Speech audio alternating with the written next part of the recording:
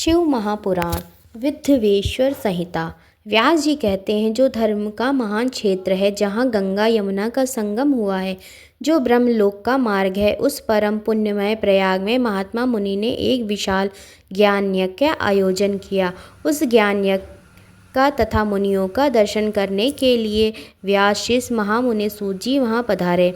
वहाँ उपस्थित महात्माओं ने उनकी विधिवत स्तुति करके विनय पूर्वक उनसे निवेदन किया, हे सूत जी, इस समय हमें एक ही बात सुनने की इच्छा है। आपका अनुग्रह हो तो गोपनीय होने पर भी आप उस विषय का वर्णन करें। घोर कलयुग आने पर मनुष्य पुण्य कर्म से दूर रहेंगे, दुराचार में फंस जाएंगे, सब के सब सत्य भाषण से विमुख हो जाएंगे, दूसरों की निंदा में तत्पर होंगे, पराये धन को हड़प लेने की इच्छा करेंगे, उनका मन पराई स्त्रियों में आसक्त होगा तथा वे दूसरे प्राणियों की हिंसा किया करेंगे। वे अपने शरीर को ही आत्मा समझेंगे। वे मूढ़, नास्तिक तथा पशु बुद्धि रखने वाले होंगे, माता पिता से विमुख होंगे तथा वे कामवश स्त्रियों की सेवा में लगे रहेंगे। वे अपने को श्रेष्ठ कुल वाला मानकर चारों वर्णों से विपरीत व्यवहार करने वाले, सभी वर्णों को भ्रष्ट करने वाले होंगे। कलयुग की स्त्रियां प्रायः सदाचार से भ्रष्ट होंगी, पति का अपमान करने वाली होंगी,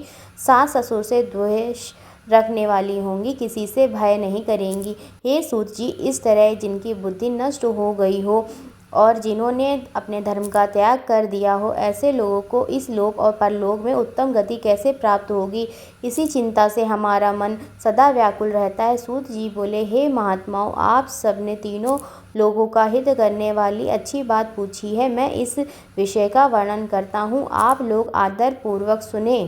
कल्याण प्राप्ति का उत्तम साधन शिव पुराण। सबसे उत्तम जो शिव पुराण है वह वेदांत का सार सर्वस्व है तथा वक्ता और श्रोता का समस्त पापों से उद्धार करने वाला है। वह परलोक में परमार्थ वस्तु को देने वाला है। कल की कल्मष राशिका का वह विनाशक है। उसमें भगवान शिव के उत्तम यश का वर्णन है। हे ब्राह्मणों, धर्म, अर्थ, काम, मोक्ष, इन चारों पुरुषार्थों को देने वाले उस पुराण का प्रभाव विस्तार को प्राप्त हो रहा है। हे विप्रवरों, उस सर्वोत्तम शिव पुराण के अध्ययन एवं श्रवण मास से वे कलयुग के पापासक्त जीव श्रेष्ठतम गति को प्राप्त हो सकेंगे। एक बार महर्षिगण परस्पर वाद विवाद में फंस गए, तब वे सब के सब अपनी शंका के समाधान के लिए सृष्टिकर्ता ब्रह्मा जी के पास गए। मुनिगणों ने कहा, हे भगवान, परम साध्य क्या है और उसका परम साधन क्या होता है तथा उसका साधक कैसा होता है। ब्रह्मा जी कहते हैं, शिव पद की प्राप्ति ही साध्य है, उनकी सेवा ही साधन है तथा उसके प्रसाद से जो नित्य नैमित्तिक आदि फलों के प्रति निष्पृह होता है वही साधक है। भगवान शंकर का श्रवण, कीर्तन और मनन, ये तीनों महत्तर साधन कहे गए हैं। ये तीनों ही वेद सम्मत हैं। सूत जी कहते हैं, हे शौनक, जो श्रवण, कीर्तन और मनन इन तीनों के अनुष्ठान में समर्थ न हो, वह भगवान शंकर के लिंग या मूर्ति की स्थापना कर नित्य उनकी पूजा करके संसार सागर से पार हो सकता है। ऋषिगणों से यह पूछने पर कि मूर्ति में ही सर्वत्र देवताओं की पूजा होती है, परंतु भगवान शिव जी की पूजा सब जगह मूर्तियों में और लिंग में क्यों की जाती है। सूत जी कहते हैं, एकमात्र भगवान शिव ही ब्रह्म रूप होने के कारण निराकार कहे गए हैं। रूपवान होने के कारण साकार भी हैं, निराकार होने के कारण ही उनका पूजा का आधारभूत लिंग भी निराकार ही प्राप्त हुआ है, अर्थात शिवलिंग शिव के निराकार स्वरूप का प्रतीक है। ज्योतिर्लिंग का प्राकट्य। एक समय शेषशायी भगवान विष्णु अपनी पराशक्ति तथा पार्षदों से घिरे हुए शयन कर रहे थे।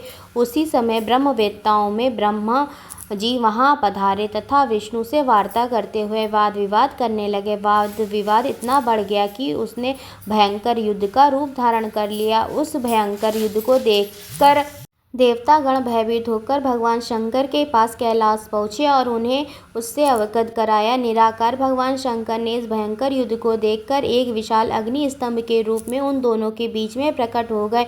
इस अद्भुत स्तंभ को देखकर ब्रह्मा, विष्णु तथा अन्य सभी लोग आश्चर्यचकित हो गए। ब्रह्मा विष्णु दोनों ने इसकी ऊंचाई तथा जड़ की सीमा देखने का विचार किया। विष्णु शूकर का रूप धारण कर इसकी जड़ की खोज में नीचे की ओर चले। इसी प्रकार ब्रह्मा जी भी हंस का रूप धारण कर उसका अंत खोजने के लिए ऊपर की ओर चल पड़े। पाताल लोक को खोदकर बहुत दूर तक जाने पर भी विष्णु को उस अग्नि स्तंभ का आधार नहीं मिला। वे थक हारकर रणभूमि में वापस आ गए। दूसरी ओर ब्रह्मा जी ने आकाश मार्ग से जाते हुए एक अद्भुत केतकी के फूल को गिरते हुए देखा। उस केतकी पुष्प ने ब्रह्मा जी से कहा, इस स्तंभ के आदि का कहीं पता नहीं है, आप उसे देखने की आशा छोड़ दें। ब्रह्मा जी ने केतकी पुष्प से निवेदन किया कि तुम मेरे साथ चलकर विष्णु के समक्ष यह कह देना कि ब्रह्मा जी ने इस स्तंभ का अंत देख लिया है, मैं इसका साक्षी हूँ। आपातकाल में मिथ्या भाषण का दोष नहीं है। केतकी ने वैसा ही किया। भगवान शंकर तो अंतर्यामी थे ही, उन्होंने विष्णु की सत्यनिष्ठा से प्रसन्न होकर देवताओं के समक्ष उन्हें अपनी समानता प्रदान की तथा ब्रह्मा से कहा, हे ब्राह्मण, तुमने असत्य का आश्रय लिया है, इसलिए संसार में तुम्हारा सत्कार नहीं होगा और तुम्हारे मंदिर नहीं बनेंगे तथा पूजन उत्सव आदि भी नहीं होगा। भगवान शिव ने झूठी गवाही देने वाली कपटी केतकी से कहा, तुम दुष्ट हो, मेरी पूजा में तुम्हारा फूल नहीं चढ़ेगा। तदंतर भगवान शंकर ने ब्रह्मा, विष्णु तथा केतकी पुष्प पर अनुग्रह करके सभी देवताओं से स्तुति होकर सभा में सुशोभित हुए। पंचाक्षर मंत्र की महिमा। आगे के अध्याय में भगवान सदाशिव के प्रणव एवं पंचाक्षर मंत्र की उत्पत्ति और महिमा का वर्णन किया गया है। सबसे पहले भगवान शिव के मुख से ओम प्रकट हुआ। यह मंत्र शिव स्वरूप ही है। इस प्रणव से पंचाक्षर मंत्र की उत्पत्ति हुई। यह मंत्र शिव स्वरूप ही है। इसी प्रणव से पंचाक्षर मंत्र की उत्पत्ति हुई है। प्रणव से युक्त पंचाक्षर मंत्र ओम नमः शिवाय ये संपूर्ण मनोरथों की सिद्धि देने वाला है। इस मंत्र से भोग और मोक्ष दोनों ही प्राप्त होते हैं। इसके अनंतर सूत जी ने शिवलिंग की स्थापना, उसके लक्षण और पूजन की विधि तथा शिव पद की प्राप्ति कराने वाले सत्कर्मों का वर्णन करते हैं। आगे मोक्षदायक काशी आदि मुक्त क्षेत्रों का वर्णन है।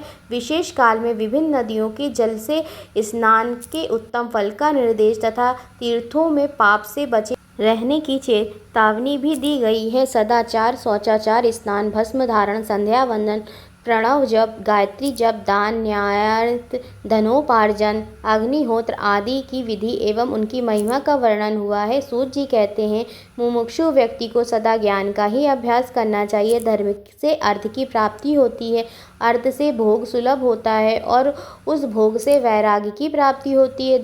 धर्म पूर्वक उपार्जित धन से जो भोग प्राप्त होता है उससे एक दिन अवश्य वैराग्य का उदय होता है। धर्म के विपरीत अधर्म से उपार्जित धन द्वारा जो भोग प्राप्त होता है उससे भोगों के प्रति आसक्ति उत्पन्न होती है। ईश्वर अर्पण वृद्धि से यज्ञ, ध्यान आदि कर्म करके मनुष्य मोक्ष फल का भागी होता है। शिव सपर्या का अनंत फल। भगवती उमा जगत की माता हैं और भगवान सदाशिव जगत के पिता हैं। जो इनकी सेवा करता है उस पुत्र पर इन दोनों माता पिता की कृपा नित्य अधिकाधिक बढ़ती रहती है। वे उसे अपना आंतरिक ऐश्वर्य प्रदान करते हैं। अतः आंतरिक आनंद की प्राप्ति के लिए शिवलिंग को माता पिता का रूप मानकर उनकी पूजा करनी चाहिए। भक्ति पूर्वक की गई शिव पूजा मनुष्यों को पूर्व जन्म से छुटकारा दिलाती है। शिव भक्ति की पूजा से भगवान शिव बहुत प्रसन्न होते हैं। शिव भक्त साक्षात शिव स्वरूप ही है, अतः उनकी सेवा में तत्पर रहना चाहिए। भगवान शिव को अपनी आत्मा मानकर उनकी पूजा करनी चाहिए। भगवान शिव की प्रदक्षिणा, नमस्कार और षोडशोपचार पूजन अत्यंत फलदायी होता है। इस पृथ्वी पर ऐसा कोई पाप नहीं है जो शिव प्रदक्षिणा से नष्ट ना हो सके, इसलिए प्रदक्षिणा का आश्रय लेना चाहिए, सभी पापों का नाश कर देना चाहिए। लिंगार्चन का महत्व। इसके अनंतर पार्थिव शिवलिंग के पूजन का महात्म्य, पार्थिव लिंग के निर्माण की विधि और वेद मंत्रों द्वारा उनके पूजन की विस्तृत एवं संक्षिप्त विधि का वर्णन किया गया है। चारों वेदों में लिंगार्चन से बढ़कर कोई पुण्य नहीं है। केवल शिवलिंग की पूजा होने पर समस्त चराचर जगत की पूजा हो जाती है। रुद्राक्ष धारण से 1/4, विभूति भस्म धारण से आधा, मंत्र जप के 3/4 और पूजा के पूर्ण फल प्राप्त होता है। सूत जी कहते हैं, प्रिय मुनिवर, इस प्रकार मैंने शिव जी की आज्ञा से उत्तम मुक्ति देने वाले विद्येश्वर संहिता आपके समक्ष हर रूप से कह दी है।